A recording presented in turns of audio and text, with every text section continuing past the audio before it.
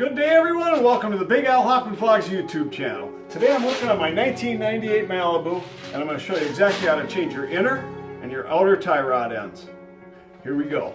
You turn toward me and look so weak. I've never seen you with such tired eyes. And everything we said we'd be, we just traded for a suit coat and a tie.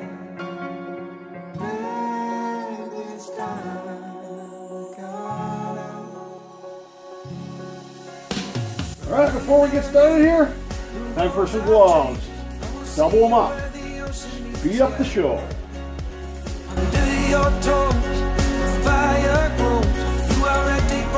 Go ahead and put a chock underneath your back wheel so it won't roll backwards on you. Then go ahead and jack your car up. Then don't forget to slide your jack stand under here. A good place to put it is underneath the frame here. Then drop it back down slowly. Now if you're not using power tools, you're going to want to loosen your lug nuts before you raise your vehicle up, otherwise it's just going to spin.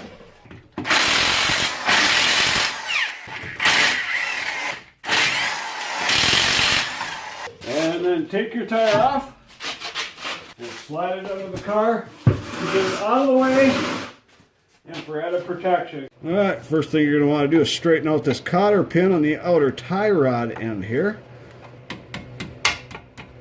Just like that. Alright, then we want to get our two wrenches. Put one here because this is going to move back and forth and you try to take this nut off of here.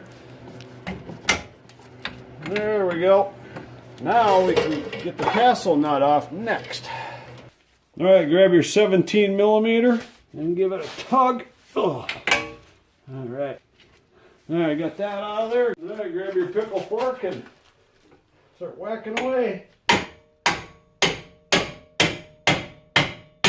There it is. Now the next thing you're going to do is get your pliers. There's a clamp right here. Just pull that back so it's off the boot. Alright, there's a band around the back of this here, and there is a place to stick a screwdriver in back here. Alright, this is turning out to be a very difficult thing to get that back. There's no place to get the nub to pry away is in the back here, and this thing is ripped, so I'm replacing it anyways. So I think I'm just going to tear this out of here.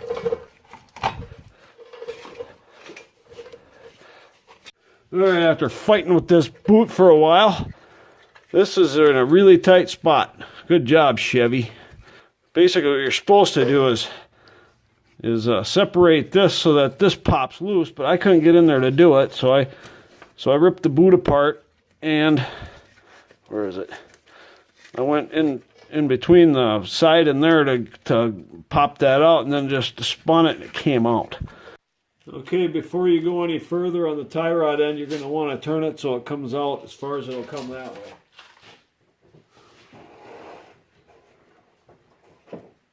We're going to count the revolutions coming out of here so that we know how many revolutions to go in when we're done.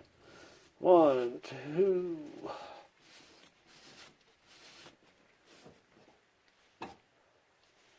15.5. So I'm going to write that down somewhere.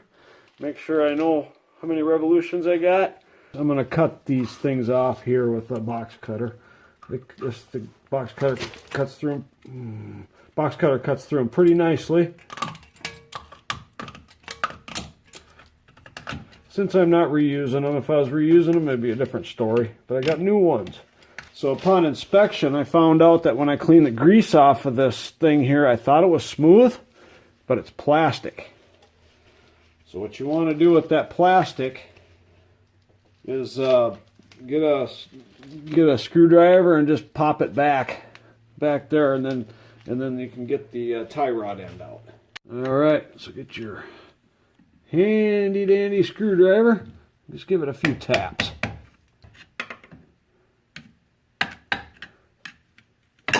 There we go. Alright, and slide it back there for now. Alright, what we have here is a 1 7/16 inch curl foot that goes around the thing. And then we'll be able to use the breaker bar to get plenty of leverage to get that out of there. Okay, so I got the curl foot over the end here. It's not easy to get this done here, but I'll try to do it so you guys can see. As long as the crow's foot is past the tie rod end, you can get it latched in like this. Then you take it and pull it back till it seats onto the tie rod end. Then get your breaker bar, put it in here. Kind of a cumbersome tool, but it worked good on the other side. Then you just reefer it out. There we go.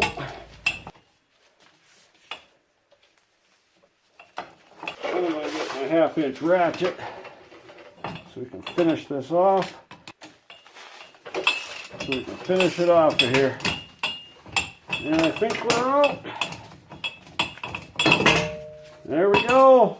Next thing you want to do is match up the old parts with the new parts.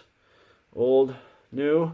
Make sure they are the same. It looks like these are identical. Both of these are identical.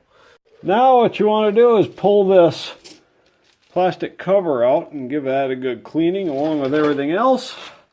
Alright, I got that all cleaned up there. So now we're going to put the inner tie rod in next. Here's the new tie rod end. I'm going to put thread locker on here. I don't want this coming out of here and losing my steering. Just like that. Then make sure that you put your plastic piece back here. I just screw this in. Screw this in as far as we can by hand. We'll take this nut off of here. Then we'll grab our curl foot, slide it over here. Then we'll put our big green tool over this. There we go. Got it turned around the crow's foot. We'll tighten it down as much as we can. Alright, then the inner tie rod end gets tightened down to 74 foot-pounds. Then get big green off of here. And your curl foot, you're done with that for the day. Then go ahead and slide your whatever color plastic thing over the inner tie rod like that. And then we're going to go ahead and slide our bellow on. This is a brand new one, so she's tight.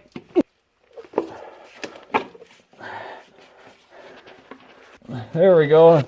There's a notch here that this outer part slips into. And then we're probably going to turn the steering in so the bellow doesn't have to stretch as far. Alright, just slipped into the notch there. So I'm going to crank the steering back that way. Alright, then you want to slide it over the shoulder back here if you can.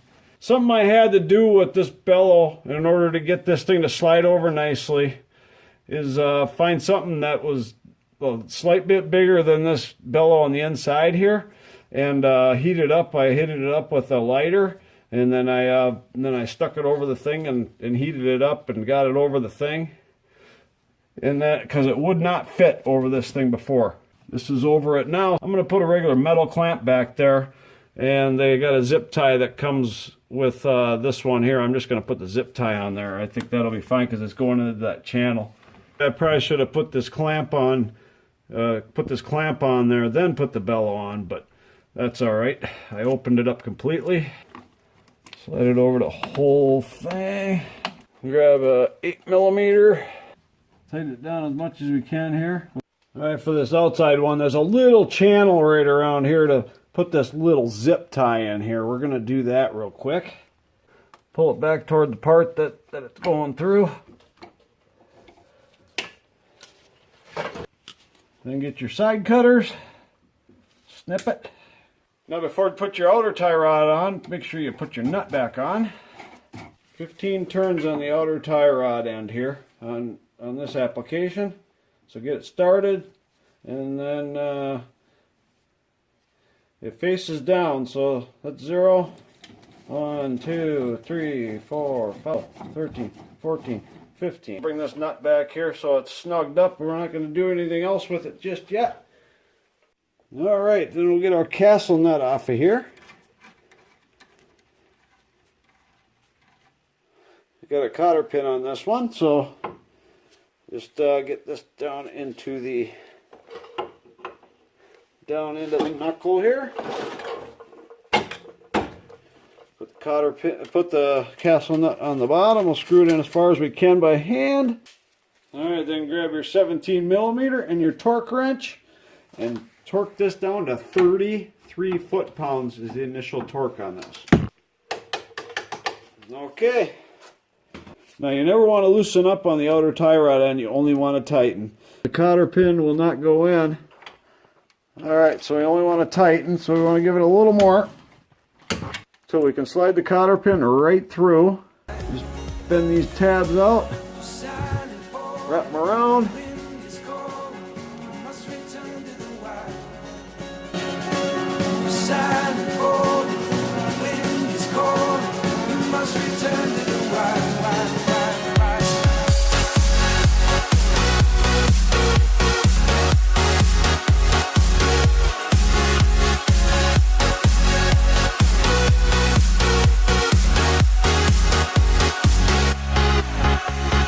Follow me down, there's no one around. Lay back and take your socks and shoes right off.